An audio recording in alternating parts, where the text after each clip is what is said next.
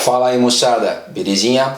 Vamos dar continuidade, portanto, aqui no nosso curso, né? Dando continuidade ao tema Primeiro Reinado.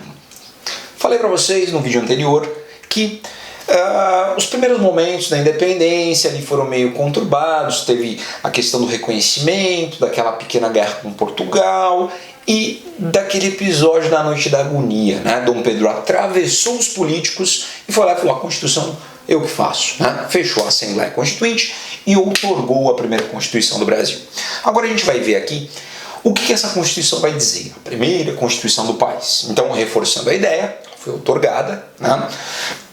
Ela vai estabelecer que o Brasil passa a ser uma monarquia constitucional, né? Temos um rei, ou seja, temos um governo de um monarca que governa de maneira vitalícia a vida inteira e hereditária. Ele vai passar o trono para os seus descendentes, tudo bem? Diferente de uma república, tá? Essa é a definição. Pois bem, uma monarquia constitucional. Mas quais são os principais pontos, os pontos mais importantes dessa Constituição que a gente tem que saber para o vestibular? Então vamos lá. Primeiro ponto.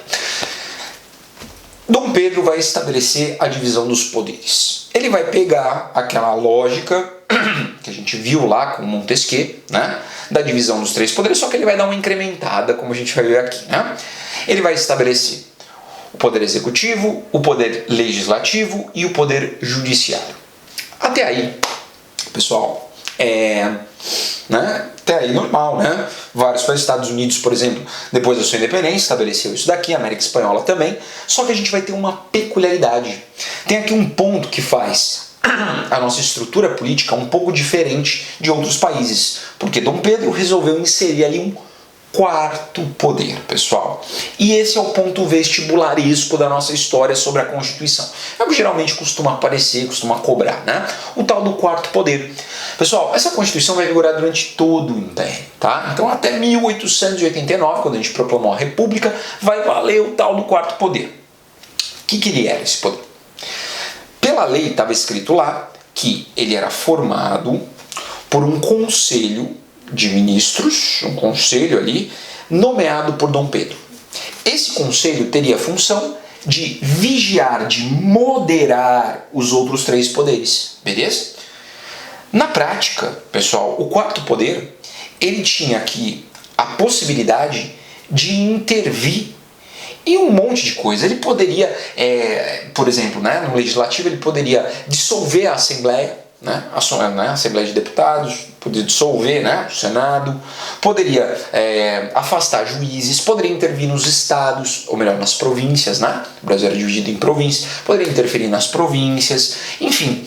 Em última análise, a gente entende que o quarto poder, ele transformava o Brasil numa monarquia absoluta, né? Disfarçada, porque, ó, tá vendo? Não, tá tudo divididinho, tem vários poderes divididos. Na prática não era assim. Na prática, o que vai acontecer é que esse quarto poder, que está na mão de Dom Pedro, ele nomeia os conselheiros ali, né? O conselho dele, e ele toma as decisões. Ou seja, o quarto poder, ele rompe com uma ideia de democracia mínima, né, vamos dizer assim, né, de um equilíbrio de poderes, né, a lógica proposta originalmente pelo Montesquieu lá dos três poderes. Portanto, pessoal, o quarto poder, ele vai estabelecer uma lógica absolutista dentro do sistema político brasileiro. Tudo bem? E ele está na mão de Dom Pedro. Pois bem, o que mais é interessante a gente saber sobre essa Constituição? Vamos lá. Essa Constituição, pessoal, ela estabelecia que o Estado brasileiro, ele era um Estado religioso, beleza? Ele não era um Estado laico, ele era um Estado religioso. O Brasil era um país católico, apostólico, romano, tudo bem? O Brasil, ele seria, portanto, aí, por lei, católico.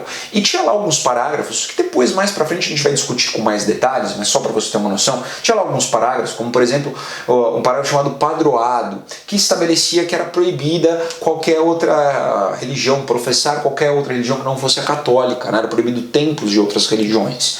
Estava lá estabelecido, por exemplo, que funcionários públicos, padres, eles eram funcionários públicos, eles tinham algumas funções públicas, recebiam um salário, inclusive, tá? Dom Pedro, inclusive, tinha possibilidade de dar pitaco ali em nomeações de autoridades eclesiásticas, né? De bispos, etc e tal, né? Com um padroado chamado padroado. Enfim, pessoal, o Brasil não era um estado laico, né? Ele era um estado religioso, beleza? Outro ponto legal também importante da gente saber é como funcionavam as eleições, beleza? Então vamos lá, vamos pensar aqui no sistema político brasileiro. O executivo, legislativo e o judiciário, tá? Desde o início, desde a nossa primeira Constituição, fica estabelecido eleições para alguns cargos executivos dentro das províncias, beleza? E cargos legislativos. Vamos lá, vamos entender melhor isso daqui. Pessoal, o executivo é aquele que governa. É Dom Pedro é o executivo, tá? No âmbito nacional, ele é o executivo. No âmbito provincial é o governador, no âmbito menorzinho ainda, na Câmara Municipal, é o prefeito, tá? Pois bem, as eleições eram para eleger prefeitos, beleza? Era o único cargo que era elegível, né? Era eletivo, tá? Os governadores de província eles eram nomeados por Dom Pedro. Tudo bem? Isso promovia, pessoal, uma centralização enorme de poderes na mão de Dom Pedro, né? Ele nomeava os governadores de província, né? A Constituição dava esse poder. O legislativo, pessoal, são as câmaras, tá? São as câmaras, nessa época não existia Câmara Provincial, né? Que seria o equivalente hoje à Câmara Estadual, né? Os deputados estaduais. Tinha, em âmbito nacional, o Senado, beleza? E a Câmara dos Deputados. Deputados que seriam hoje deputados federais, né? Os deputados monárquicos na época. Pessoal, como é que funcionavam as eleições aqui? Na prática, as províncias faziam uma eleição para eleger aí uma lista com 3 senadores, enviavam para Dom Pedro e Dom Pedro escolhia e nomeava um senador. Esse senador ele teria o cargo vitalício. Então, digamos que meio que não era bem eleito senador, porque Dom Pedro escolhia, né, dessa lista tríplice aí. Então, não era muito democrático, como você pode ver a eleição para o Senado, né? Era vitalício o cargo, o sujeito era senador até morrer, né? Já para a Câmara de Deputados, pessoal, detalhe, o judiciário a gente não elege, tá? O nosso sistema, desde a primeira Constituição até hoje, a gente não tem essa prática de eleger representantes para o judiciário, tá? Os juízes, embargadores, etc e tal, beleza? Então eleições ficam aqui restritas, né, a prefeitos, as câmaras municipais, ficam restritos aqui às câmaras, a Câmara, que seria hoje a Câmara Federal, o deputado federal, beleza? Então as eleições eram para alguns cargos, tá? Pois bem, vamos lá então. Como é que vai funcionar essas eleições? O voto, pessoal, aqui pela Constituição, ele era aberto, ou seja, ele não era secreto, tá? Não era voto secreto. O voto, pessoal, ele não era direto, tá? Você elegia, na verdade, deixa eu simplificar para vocês, acho que fica mais fácil. Meio que você votava no partido e o partido nomeava, beleza? Você votava eles chamam de eleitores de paróquia, né? Eles davam o termo de eleitores de paróquia. Mais ou menos essa ideia. Você não vota exatamente no candidato, né? Você vota num grupo ali que vai eleger o seu representante. E o voto, ele era censitário. Significa que você precisava ter uma renda para votar. Então o governo estabelecia uma renda, né? E essa renda era reajustada de acordo com a inflação e tal. E você tinha que cumprir essa renda para ser candidato e ser eleitor, tá? Para você eleger alguém e para você ser eleito para algum cargo, você precisava ter renda, uma renda determinada pelo governo, beleza? Tá. Apenas homens poderiam votar, maiores de idade, tá? A maioridade nessa época era 25 anos. Ou seja, você precisava ser homem, maior de idade e ter uma renda para poder participar. E a participação, ela era bastante restrita, bastante limitada, beleza? Então não era exatamente aquela democracia, né? Pessoal, o vestibular, em geral, o Enem, eles gostam de cobrar questões, coisas relacionadas a como evoluiu o nosso sistema eleitoral. O Enem costuma aparecer bastante isso, né? Como é que evoluiu o voto, a democracia, etc e tal. Então aqui você vai ver que existiam muitas restrições. Só uma última observação aqui sobre a questão eleitoral, uma coisa interessante. Esta Constituição, ela não estabelecia a proibição do voto para os analfabetos, beleza? A gente vai ver que se você fosse analfabeto, você poderia votar, tá? E essa proibição vai vir, né, a proibição para o voto dos analfabetos, ainda no Império, lá mais para o final, tá? Em 1881 vai se estabelecer a proibição do voto para os analfabetos, tudo bem? Mas lá para frente vai ter uma lei chamada Lei Saraiva que vai acabar proibindo. Mas boa parte do Império os analfabetos poderiam votar. Tudo bem? Beleza? Então, pessoal, aqui estão os pontos principais. Estão destacando a questão da outorga, a questão do quarto poder, que estava na mão de Dom Pedro, a questão da religião no Estado Unido, tá? E a questão das eleições, do voto, das escolhas aí. Beleza? Agora vamos dar uma olhada em alguns exercícios para finalizar esse tema e aí a gente segue no próximo vídeo aí falando mais sobre o primeiro reinado. Beleza? Então, moçada, vamos dar uma olhada em algumas questões aqui, começando por essa que caiu esse ano, no último ano, na FAMERP, tá? Eu havia dito no primeiro vídeo que era na Unesp, na FAMERP, me perdoem, tá? Olha o que ele diz assim, a independência foi desse modo, ruptura e continuidade, tá? Textinho aí, portanto, né, fazendo uma afirmação sobre o significado da nossa independência. Aí ele diz lá, na independência brasileira, uma ruptura e uma continuidade podem ser exemplificadas respectivamente. Então vamos lá. O item A, ele propunha pelo esforço de unificação nacional e pelo respeito aos direitos trabalhistas. Não dá, né, pessoal? Direitos trabalhistas na época do Império não existe. A gente vai ver que isso só lá depois na era Vargas, né? Item B.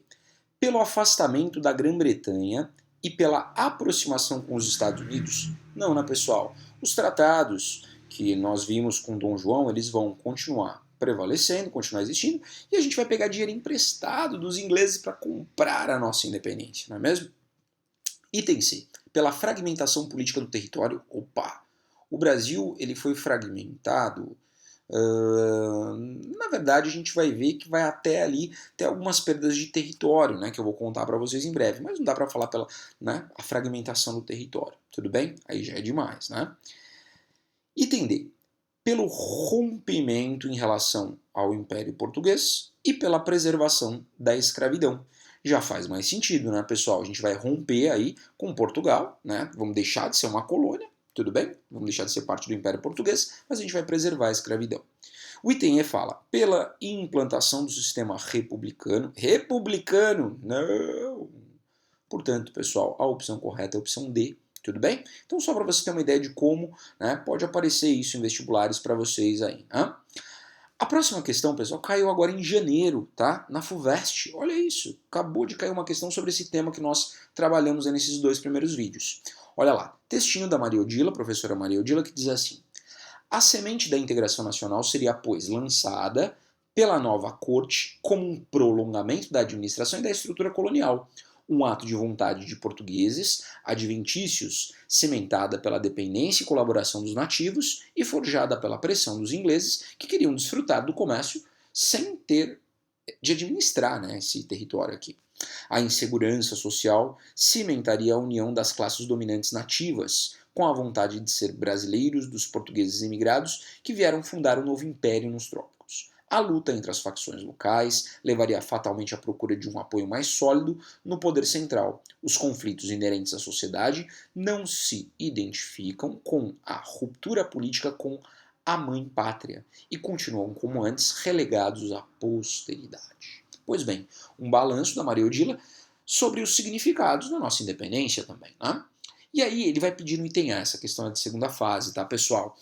Questão dissertativa. Então é legal depois, inclusive, você pegar aí, né, dar pausa no vídeo e tentar elaborar respostas, tá? Respostas aí, né, bem elaboradas, né, num padrão FUVEST. Pois bem, o item A diz assim: caracterize o período histórico de que trata o texto. Pessoal, ele está falando aqui da nossa independência, né? Como vai se dar a nossa independência, vai falar do projeto de Brasil, né? Vai falar aí dessa lógica da construção do país. Você pode usar, inclusive, né, trechos do texto para justificar, né, as características do período histórico aí. Né? Período da nossa independência, rompemos com Portugal, mas mantivemos a monarquia, então você pode trabalhar nessa linha, tudo bem? Mantivemos dependência em relação à Inglaterra, mantivemos as estruturas, né, as estruturas agrárias, né, dessa elite colonial que agora, né, passa a ser os brasileiros, os novos brasileiros. Né? Pois bem, o item B, olha o que ele pede. Descreva os projetos dos principais grupos políticos do período. Então, após a nossa independência, a gente vai ter aí, né, um projeto dos brasileiros, de uma ideia de independência total, de um governo liberal, de autonomia de poderes. No entanto, né, outros grupos políticos de Dom Pedro e alguns portugueses que cercavam Dom Pedro queriam manter a centralidade, a centralização política. Né? A centralização política que vai justamente vencer. Né? Esse projeto vai ser o projeto vencedor. A ideia da Constituição é a prova disso, a Constituição de 1824. Tudo bem? E o item C, pessoal, ela pede para você explicar. Ó. Explique a frase. Os conflitos inerentes à sociedade não se identificam com a ruptura política com a mãe pátria e continuam como antes, relegados para a posteridade. O que seriam esses conflitos inerentes à sociedade, pessoal?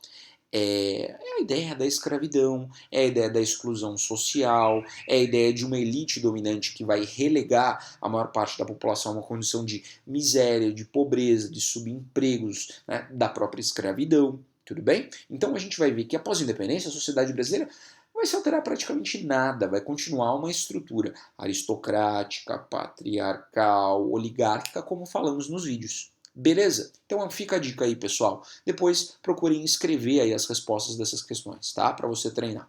Então a gente fica por aqui e no próximo vídeo nós continuamos o nosso bate-papo. Tchau para vocês e até mais.